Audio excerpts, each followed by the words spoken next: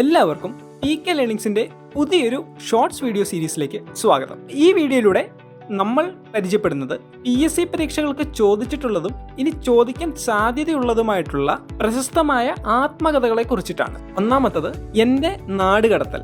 സ്വദേശാഭിമാനി രാമകൃഷ്ണപിള്ള രചിച്ചിട്ടുള്ള ആത്മകഥയാണ് എൻ്റെ നാടുകടത്തൽ.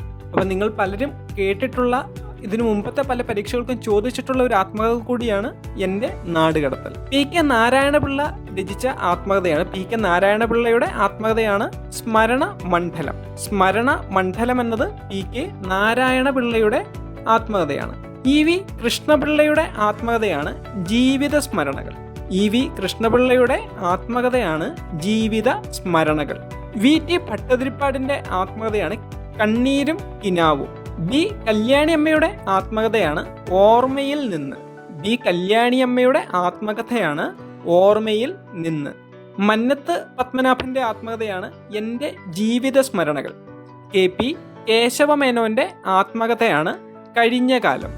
C അച്യുതമേനോന്റെ ആത്മകഥയാണ് ബാല്യകാല സ്മരണകൾ. ബാല്യകാല സ്മരണകൾ എന്നൊരു ആത്മകഥയാണ് അത് എഴുതിയത് C അച്യുതമേനോനാണ്.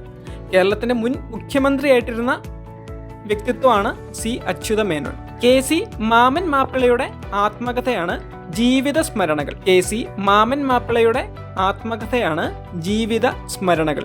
ജീവിത സമരം എന്നത് C കേശവന്റെ ആത്മകഥയാണ്. തിരുക്കൊച്ചി മുഖ്യമന്ത്രിയായിട്ടിരുന്ന വ്യക്തിത്വമാണ് C കേശവൻ. അദ്ദേഹത്തിന്റെ ആത്മകഥയാണ് ജീവിത സമരം. മുൻ മുഖ്യമന്ത്രി EK നയനാരുടെ ആത്മകഥയാണ് എൻ്റെ നാട് എൻ്റെ മണ്ണ്.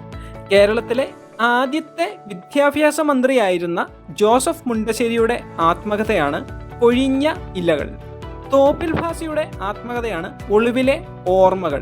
പാവങ്ങളുടെ പടത്തലവൻ എന്ന് വിളിപ്പേരുള്ള AK ഗോപാലന്റെ ആത്മകഥയാണ് എൻ്റെ ജീവിത കഥ.